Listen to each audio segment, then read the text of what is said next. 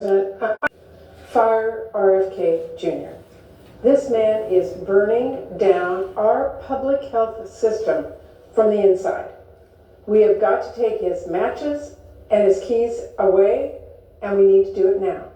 We need to make his latest attack on public health, firing a CDC director. Why? Because she stood up for science. The stakes are sky high. Our medical research, our public health, our pandemic preparedness, our food safety. RFK Jr. is putting all of that in jeopardy and putting communities across this country in danger. We cannot put our heads into the sand. We absolutely need a Secretary of Health and Human Services, not a Secretary of Conspiracies, not a Secretary of Measles and Food Poisoning, certainly not a Secretary of canceled research and chemtrail nonsense. It does not take a shred of imagination to see how dangerous RFK Jr.'s leadership has been. It just takes 2 eyes and 2 seconds, if that. I mean, one of the first things he did right off the bat was fan the flames of a measles outbreak by ignoring the science, peddling quack treatments, and spreading falsehoods about vaccines. The result, no surprise, was the largest measles outbreak we have seen in decades, one that tragically took the lives of 2 children. Did that spark one iota of reflection from RFK Jr.? Of course not. The largest measles outbreak since 1992, and do you know how RFK Jr. described the response this week? Effective. Effective? Are you kidding me? I shudder to think what it would take for a man like that to admit failure.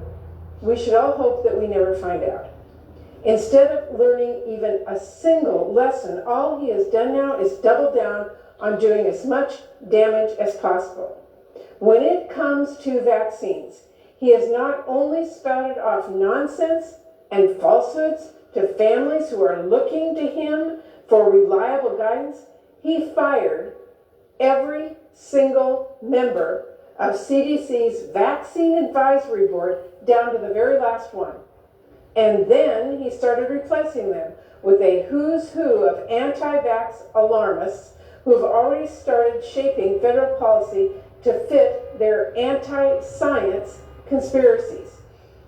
And when the new CDC director, nominated by Trump, endorsed by RFK Jr. himself, confirmed by the Senate, dared to stand up and say, you know, I think we should follow the science instead of nonsense, RFK Jr. pushed to fire her too. This is unbelievable.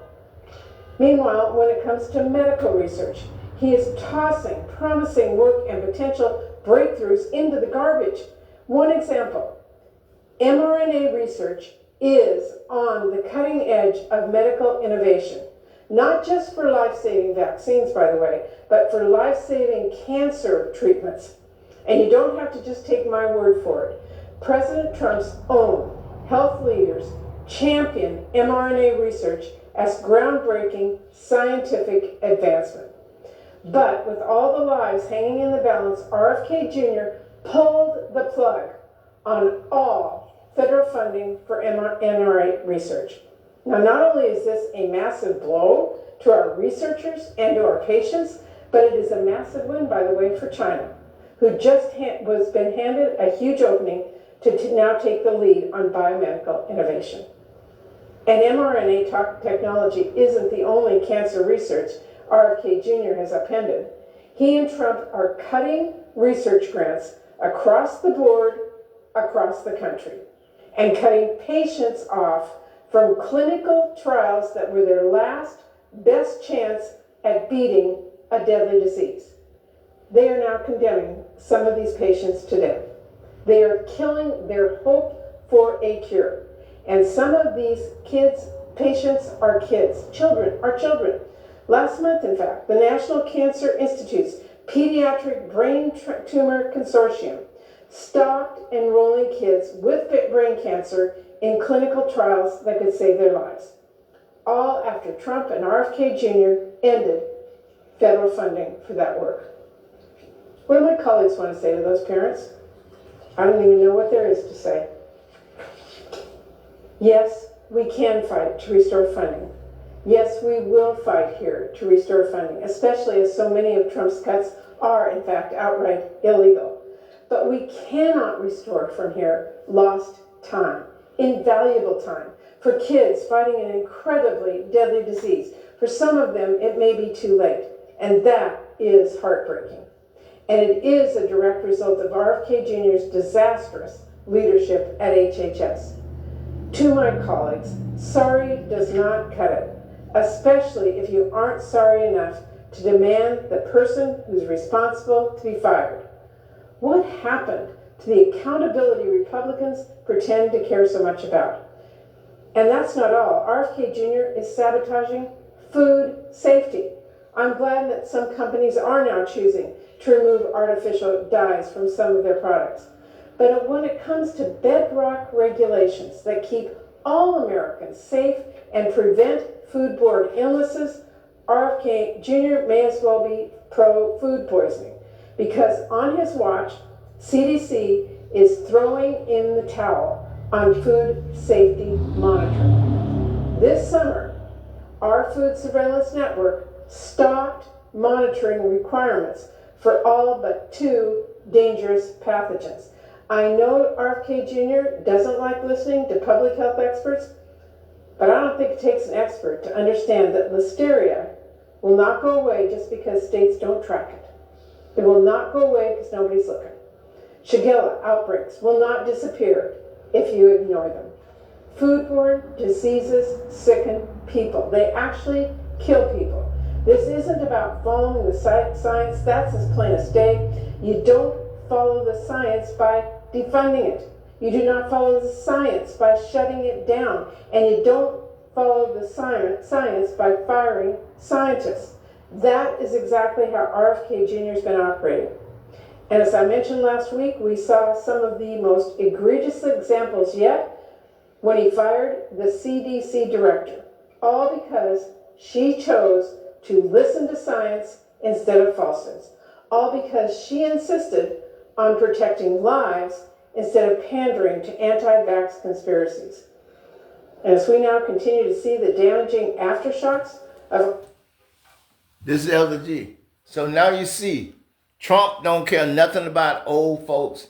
He don't care about nobody that got cancer, because it costs him too much money that he can put in his pocket and his friend's pocket. He don't care nothing about that. He trying to destroy it all because he want to get rid of over 100,000 people, because he only want 100,000 people, 100 million people in America. So he trying to get rid of over 140 million. This is what the 77 million people voted for. Not just white. Black people voted for it. Mexican people voted for it. Asian people voted for it. Jewish people, Arab people, and Native American. All of them, some of them voted for Trump. They don't care nothing about people. All they want is enough servants left that serve the rich and the powerful. But they don't want to take care of nobody in the nursing home. They don't want to spend no money for cancer treatment. It's a shame. These are the people that's running around that used to have the Constitution in their pocket. You don't see them with the Constitution no more, do you? These are the people that claim they love children. When they taking their research and treatment for children, and then children die from the measles, they ain't died from the measles in decades. He put a man in HSS that's crazy, got a dead worm in his brain. He's not a doctor. He's not a scientist. He's a nut job. And so is Donald Trump. 77 million people voted to kill the Constitution. 77 million people voted to kill the sick folks. And to make sure they die. America is in bad shape. America is in critical condition just because of prejudice.